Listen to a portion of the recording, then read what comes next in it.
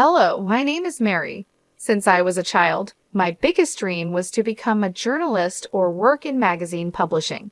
I loved writing and keeping up with trends, so I decided to study journalism and media in college. After I graduated, I worked with several companies. They weren't very famous, but I was happy because I was living my dream. A few years after graduating, when I was around 31, I met my future husband, Jerry. Jerry came from a wealthy family that ran a successful business. This is important because Jerry's mother, Nicole, never approved of me. She often showed her dislike, thinking I wasn't a good match for her son and criticizing my career in journalism and my education in the field. At first, Nicole's negative attitude and harsh words were very hurtful. It's tough when someone constantly puts you down, but for some reason, Nicole thought it was okay to treat me like that. Thankfully, Jerry always defended me against his mother's cruel remarks.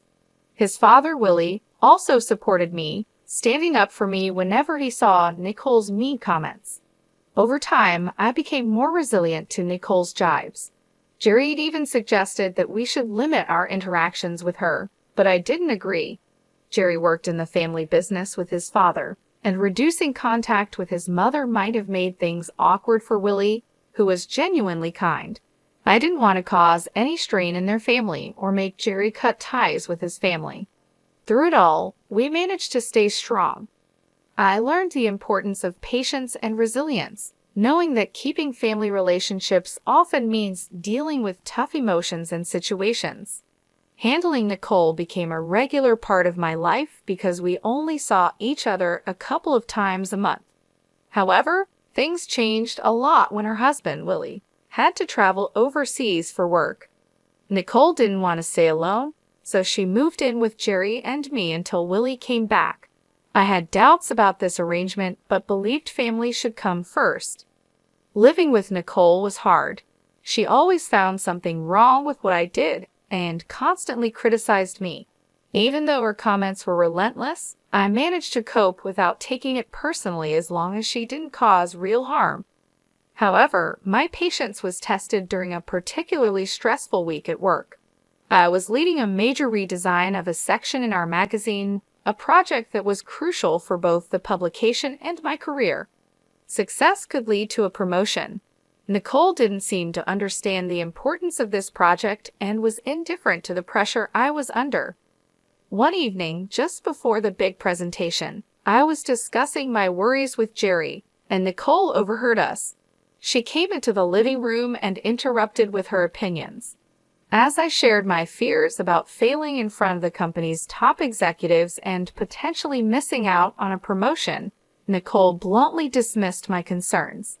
"Well, Mary, I overheard your conversation, and honestly, you probably don't have the skills for this. You'll likely do poorly tomorrow," she said, without being asked. Her words were harsh, and she added insultingly, "Just see it as an opportunity to quit and perhaps focus on being a housewife." Her comment hurt deeply, showing not just a lack of support, but also a strong disregard for my professional dreams. This confrontation highlighted how hard it was to live with Nicole and tested my commitment to keeping peace in the family despite our differences. Nicole's remarks that evening crossed a line when she suggested I'd be a better fit for her son if I gave up my career.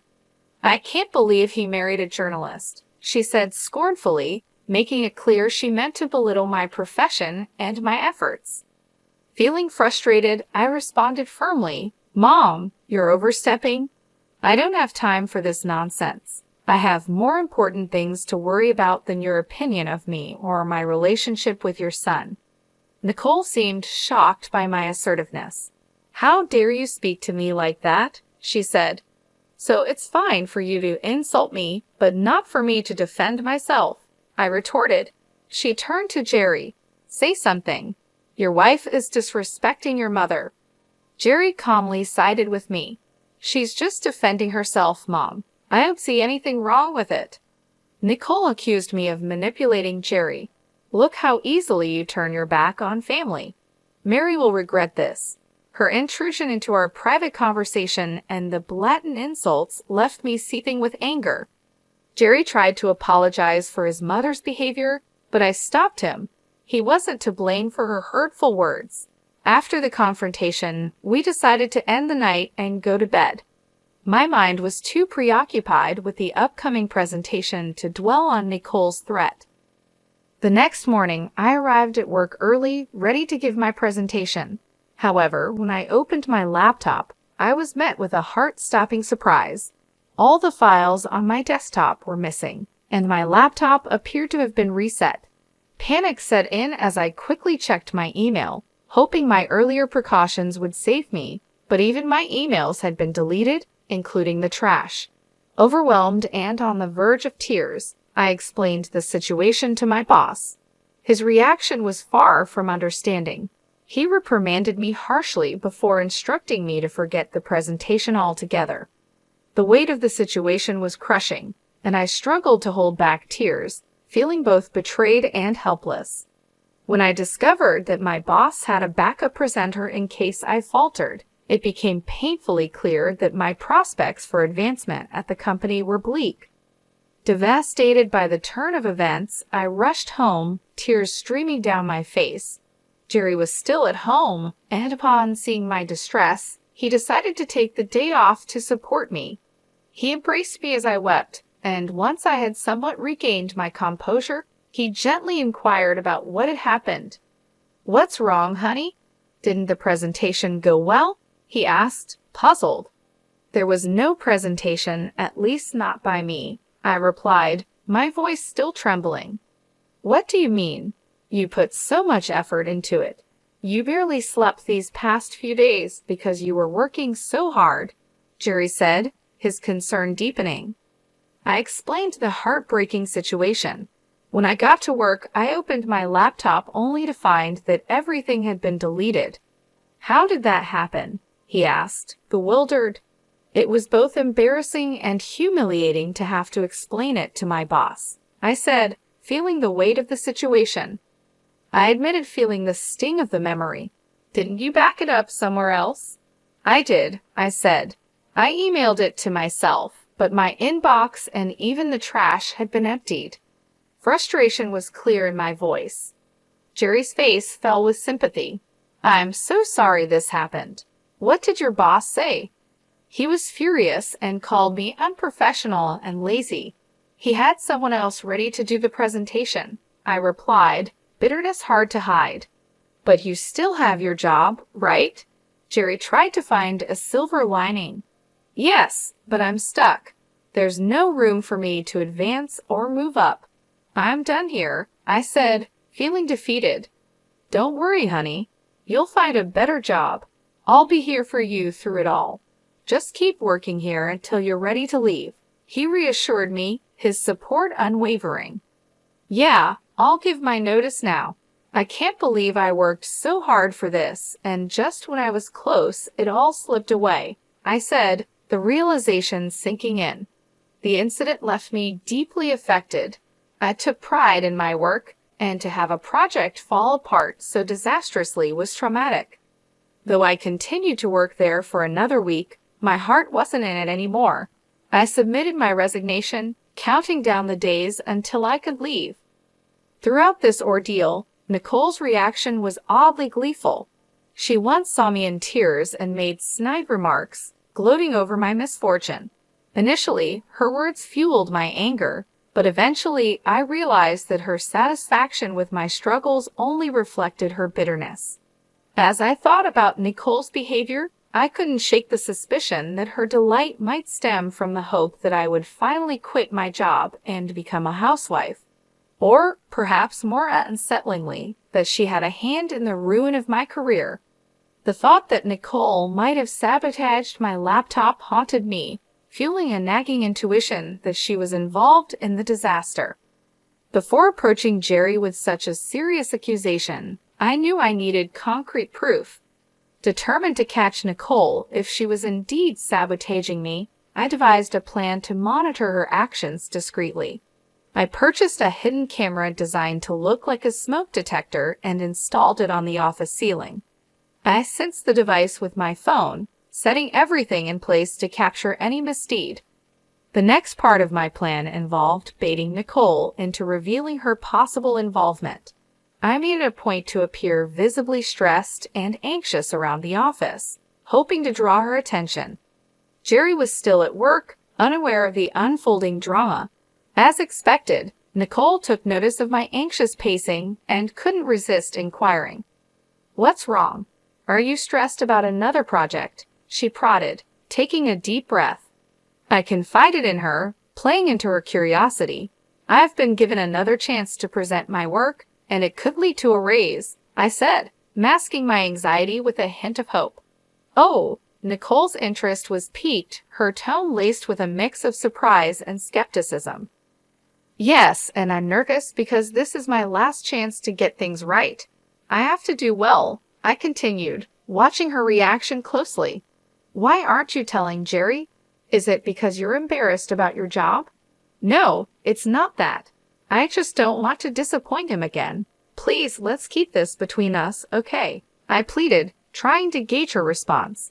"I'm not promising anything, but it'll be interesting to see what happens tomorrow," she replied, her words chilling.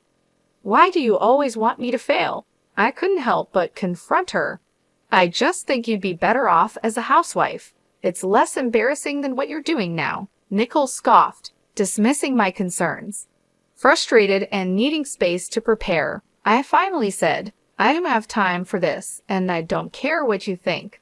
Please leave me alone so I can practice my presentation before Jerry gets home." With that, Nicole left, and I was left to hope that my hidden camera would reveal the truth behind her unsettling satisfaction. Nicole's smirk as she glanced at my laptop lingered in my mind long after she had left the office. I stayed put a little while longer, finally leaving only when Jerry arrived home. Throughout dinner, Nicole's occasional smirks continued, each one sending a ripple of unease through me. Later that night, after Jerry and I had settled into our usual routine of watching a few episodes of our favorite TV series, I decided it was time to check the footage from the hidden camera I had installed in my office. As we watched, the screen showed Nicole entering the office. There was no unusual activity until around midnight. That's when Nicole stealthily entered the office. I hastily showed Jerry the live feed on my phone. Initially puzzled, he soon watched in disbelief as Nicole tampered with my laptop, causing it to shut off and restart. Jerry's expression turned from shock to anger as he realized what was happening. Meanwhile, the camera captured Nicole rifling through my files. Unable to contain his frustration, Jerry stormed into the office. He burst through the door, startling Nicole, who spun around, caught in the act. "What are you doing in here, Mom?" Jerry demanded, struggling to maintain his composure.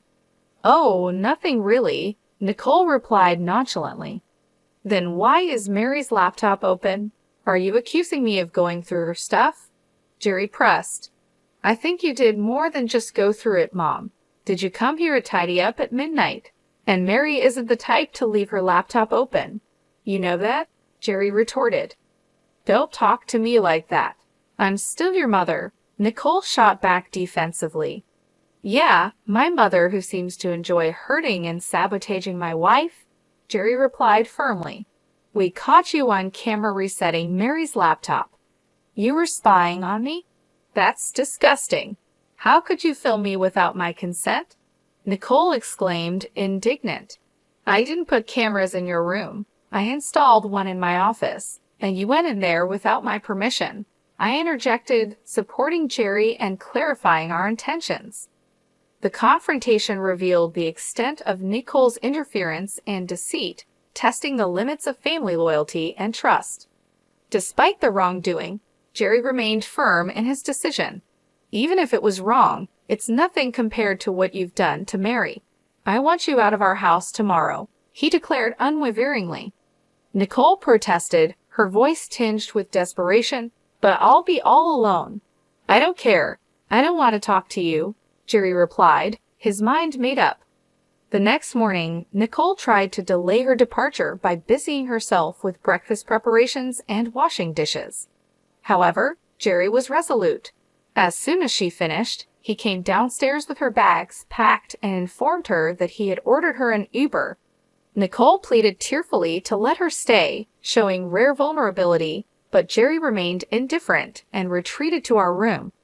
Left alone with me, Nicole lashed out, accusing me of setting her up. I responded calmly yet firmly, "If anyone should be yelling, it's me. You're lucky I haven't shared the footage with your friends and family. If they knew what you did, you'd lose them all." My words silenced her. After Nicole's departure, I felt a profound sense of relief. Though still troubled by my job situation, I was confident in my ability to recover and excel. Jerry supported me wholeheartedly through it all. Once my notice period was over, I took some time off to rest and plan my next steps. I enrolled in courses related to different parts of my field, focusing on a niche that could propel me further. I decided not to expose Nicole because I wanted to rise above her negativity and prove my capabilities on my terms. With Jerry's connections, a benefit of his family's wealth, I secured several promising recommendations. His unwavering support, coupled with my experience, eventually led me to a breakthrough. I was appointed as the chief editor at a globally recognized magazine. The work was challenging but fulfilling. During this time, the goal of proving myself to Nicole faded into the background. In fact, during those transformative months, we had no contact with her at all. My journey to becoming chief editor not only marked a professional triumph, but also a personal liberation from the need to validate my worth to someone who had doubted me. Jerry continued to maintain a professional relationship with his father, Willie, as they worked together, but we heard very little from or about Nicole. Willie hinted that Nicole still harbored some resentment, though he remained tight-lipped about the specifics. Despite this, I was relieved that Nicole seemed to take my warning to heart. However, I knew a confrontation was inevitable, especially when I learned that both Nicole and Willie were invited to a significant company event I was attending. The party was a grand affair, attracting numerous prominent figures. Jerry and I made sure to look our best, aware that we were now both influential figures in our own rights. Upon our arrival, Willie and Nicole noticed us and waved us over. We approached, exchanging greetings. Nicole gave me a critical once-over and smirked. "Look at you, trying to fit in," she sneered. "Ignore her, Mary. You look lovely as always," Willie interjected kindly. "Thanks, Willie. How have you been?" I asked, trying to steer the conversation away from Nicole's snide remarks. "Yeah, how's unemployment treating you?" Nicole cut in, her tone sharp. "Wait, you're unemployed?" Willie asked, genuinely surprised.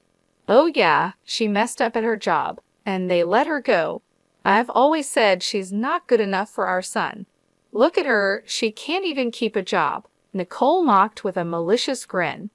"That's enough, Mom," Jerry intervened sternly. "Stop siding with her. It's bad enough having to see her everywhere. We wouldn't have to if you just left her," Nicole spat. Jerry shook his head, his patience worn thin. "We're done here," he said, taking my hand and leading me away from the confrontation. As we walked away, I felt a mix of emotions but also a sense of relief.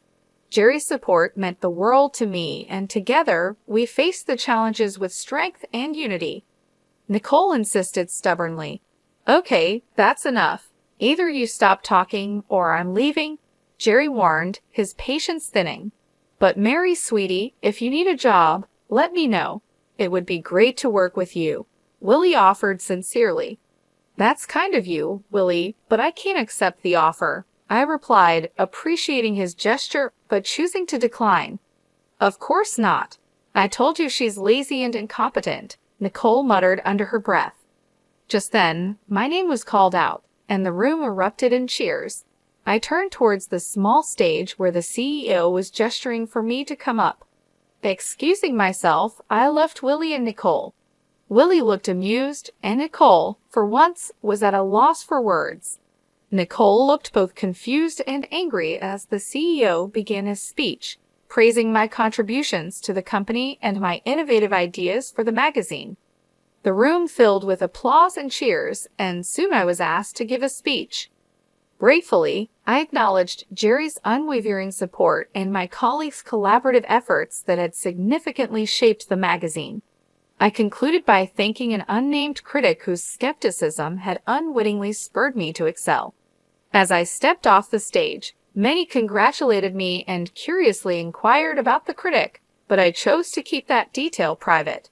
I rejoined Jerry, Willie, and Nicole at our table. Jerry embraced me warmly, his pride evident, while Willie also stood to congratulate me with a hug. Nicole, on the other hand, could only offer a cold glare. "Oh, Mary, this is incredible. I can see why you wouldn't want to work with us," Willie remarked with genuine admiration. "Thanks, Willie. Although I'll admit, if you'd offered me the job about 9 months ago, I might have taken it," I responded, reflecting on the past. "You should have. At least then you'd be paid more," Nicole retorted sharply, her tone dripping with sarcasm. "Paid more? I could never put a price on this," Willie quickly replied, defending the intangible rewards of my current role. "Right, she's not worth all that money," Nicole scoffed dismissively. "No, I mean I couldn't match what she's earning right now," Willie corrected, hinting at my substantial earnings. "What do you mean?" Nicole asked, her confusion apparent. "Do you want me to tell her, Mary? It might come off as boasting," Willie offered. "Sure, go ahead," I said, smiling. "Nicole, Mary's salary as chief editor is well above what we could have offered. She's making more than enough and doing a fantastic job," Willie explained. Nicole's eyes widened in shock. "Oh, I see," she mumbled, her tone subdued. I smiled, feeling a sense of vindication. My hard work and determination had paid off, and now even Nicole couldn't deny it. "Say it, Willie," I offered, looking at him for permission. "Mary makes at least 5 times more than I do in her current position," Willie revealed, causing Nicole's eyes to widen. "Oh yeah, she must be making way more than Jerry or I could ever imagine," Nicole exclaimed, her tone shifting from disbelief to grudging acknowledgement. "That can't be right. You must be mistaken," Nicole insisted, still struggling to accept the reality. "He's not mistaken, Mom. I did mean it when I thanked you. You've been nothing but a bully to me, and I hope seeing me more successful than anyone in your family stings. Anyway, I have other people to talk to." "Excuse us," I said firmly, ready to move on from the negativity. "Nicole, Willie, feel free to join us anytime. Goodbye," I concluded as Jerry and I left the table, leaving a stunned Nicole behind. Willie chuckled and raised his drink to me as Jerry and I walked away, a gesture of solidarity and celebration. I had never felt more alive and validated. It was an incredible moment of triumph, and I was immensely grateful for Jerry's support throughout it all. As we made our way through the crowd, I couldn't help but reflect on the journey that had brought me to this moment. The challenges, the setbacks, and the doubts had all led to this point of success. I felt a renewed sense of purpose and confidence, knowing that I had proven myself not only to Nicole, but to everyone who had ever doubted me. Jerry and I found a quieter corner of the venue where we could enjoy the rest of the evening. He looked at me with pride in his eyes and said, "I'm so proud of you, Mary.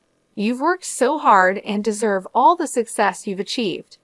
"Thank you, Jerry. I couldn't have done it without your support. You've always believed in me, even when I doubted myself," I replied, feeling a wave of gratitude. We spent the rest of the evening mingling with colleagues and friends, celebrating my achievements. The event was a blur of congratulations, laughter, and heartfelt conversations. Each person who approached me to offer their well wishes reinforced the fact that I had truly made it. My hard work and dedication had paid off, and I was now standing on solid ground, both professionally and personally. Later that night, as we returned home, I felt an overwhelming sense of relief and accomplishment. The weight of Nicole's negativity had been lifted, and I knew that I had finally broken free from her influence. Jerry and I talked about the future, dreaming about the possibilities that lay ahead. We were both excited about the new opportunities and challenges that awaited us. In the following weeks, I settled into my new role as chief editor with renewed enthusiasm. The work was demanding, but I thrived on the challenges, knowing that I was making a significant impact. My team respected and supported me, and together we pushed the magazine to new heights. The sense of fulfillment I felt each day was unmatched, and I knew that I was exactly where I was meant to be. Nicole's absence in our lives was noticeable, but it brought a sense of peace. Jerry continued to work with his father, Willie, and their relationship remained strong. Occasionally, Willie would provide updates on Nicole, hinting that she still harbored some resentment. However, these updates were few and far between, and we chose not to dwell on them. One evening, as Jerry and I sat on our porch, enjoying the quiet moments of the day, he turned to me and said, "You know, Mary, I'm glad we stood up to Nicole. It wasn't easy, but it was necessary. You've shown incredible strength and Nicole through it all." "I couldn't agree more," I replied, smiling. "We've come a long way, and I wouldn't change a thing. Our journey has made us stronger and more resilient." As the sun set, casting a warm glow over our home, I felt a deep sense of contentment. The road ahead was still uncertain, but I knew that with Jerry by my side, we could face anything. We had weathered the storm, and now we were ready to embrace the future with open hearts and minds.